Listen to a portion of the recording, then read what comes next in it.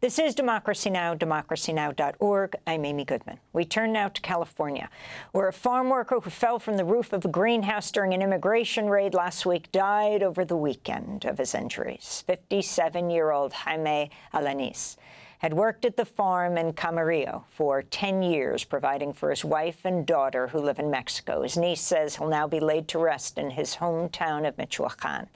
Jaime Alanís is the first known person to die during an immigration raid since Trump returned to office. He reportedly called his family during the raid to tell them he was hiding before falling about 30 feet from the roof. The raid there Thursday led to an hours-long standoff between protesters and federal border agents who blocked the roads with military-style vehicles and tear-gassed community members, including children, as crowds attempted to protect dozens of farm workers from arrest. This is one of the protesters.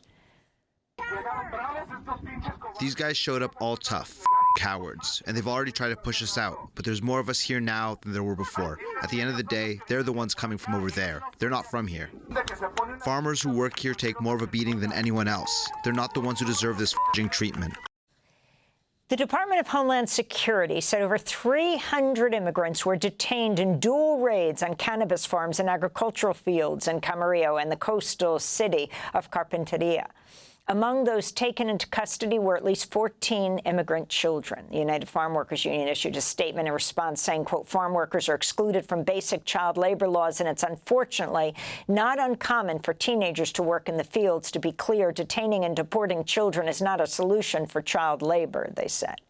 This comes as a federal judge in Los Angeles Friday issued an order temporarily blocking the Trump administration from conducting sweeping immigration raids and racially profiling people in Los Angeles and surrounding areas.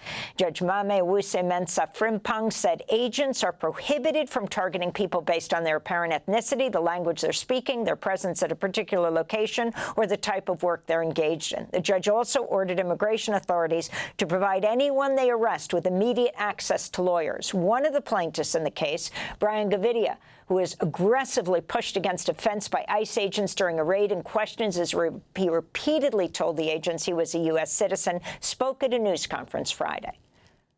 I truly believe that. I believe in the Constitution. I believe in America. I believe in what we stand. I believe in this court system. And I believe that what's going down right now in the United States is wrong. I believe in the Constitution. We are ignoring the Constitution at this very moment. It is not right. We will not stand down. We are all Americans here. We will not allow this to happen. We follow the Constitution. For more, we're joined by two guests. Angel Marie Taylor is an undergraduate student in her senior year at California State University, Channel Islands, a volunteer with 805 Immigrant Coalition. 805 Immigrant Coalition was present during the federal immigration raid in Camarillo. And Lewis MacArthur is mayor of Oxnard, California, about 10 miles from Camarillo. He was previously the police commander of Oxnard and worked on the police force there for 35 years, now speaking out against the ICE raids, saying they're, quote, aggressive, demonstrating insensitivity toward the direct impact on our community. We welcome you both to Democracy Now! I want to begin with Angel Marie Taylor. Describe the raid that you saw. You are an eyewitness. It was almost unlike anything that we had ever seen before. Most of the protesters out there are your average people. We are average community members who have been volunteering our time to patrol our own streets to keep each other safe from these ICE agents, ICE thugs, I would say, who have been operating entirely outside of the law, not identifying themselves, not allowing us our rights. And that's just us as protesters who come to witness and document these raids. That's not even to speak to the even more intense violence that the farm workers themselves experience in the blocked off area. As you mentioned, where over 300 people from our community were taken. And Mayor, if you can talk about what is happening. You're the former police chief. Now you are the mayor of Oxnard.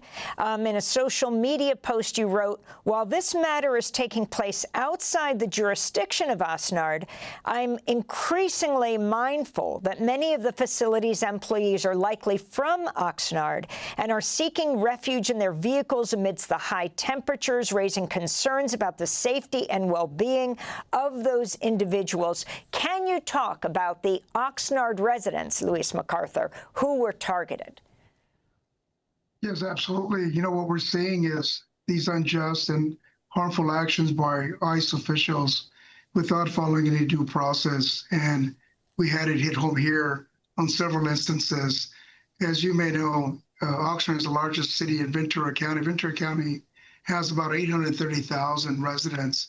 Oxnard has about a quarter of those residents. And many of them, when I heard about what was unfolding there at the Glass House in Camarillo, which is right next door to us, just a few miles away, I know, having grown up here in Oxnard, that many of the individuals that worked at the Glass House were Oxnard residents.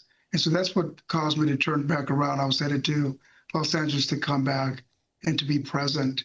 And what I also saw is just a lot of insensitivity. I was personally receiving phone calls because my cell phone number was shared from people that were inside the facility that were taking refuge in their cars and with the sun as strong as it was that day and the number of hours that the operation lasted, it became very evident as to what I had stated previously, that these actions are very harmful to our community, to individuals. We're talking about human beings. We're talking about parents, just like the gentleman that passed because of the chaotic actions of ICE.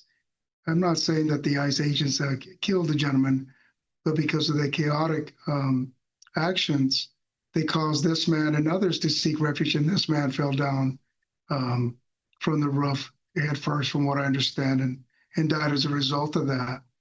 And then we had people that actually sought refuge as well, not only in their cars, but also on the dirt field and covered themselves up with dirt.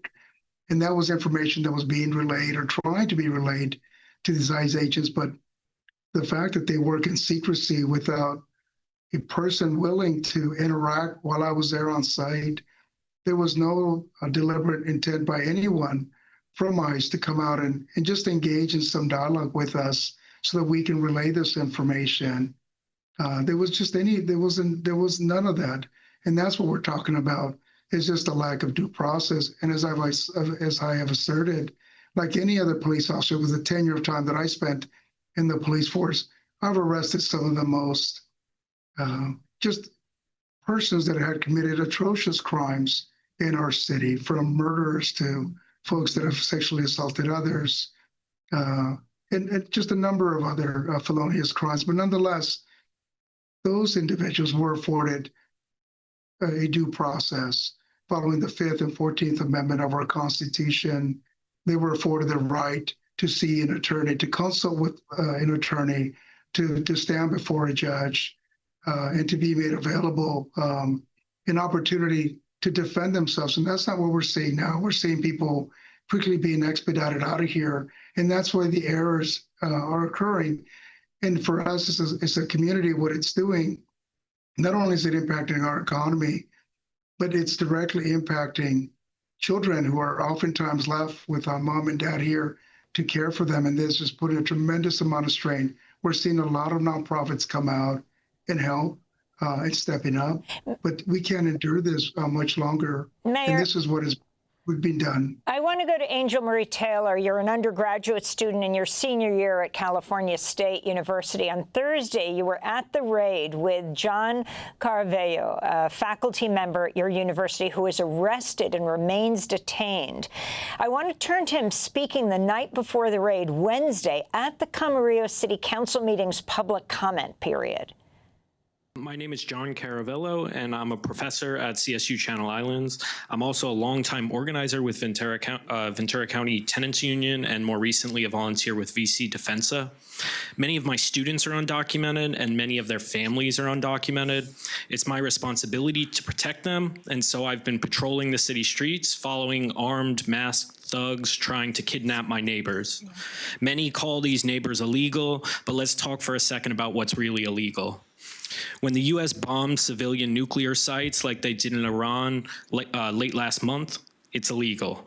When the U.S. provides weapons to an apartheid state to fuel a genocide like it continues to do in Palestine, it is illegal. And today, armed masked thugs are bending the knee to just follow orders to kidnap, imprison, and deport our neighbors to countries that we destabilize, that we have under the thumb of our political and economic domination, whose soil we destroy with pesticide-ridden bananas, whose leaders we depose, and whose people our media continue to dehumanize.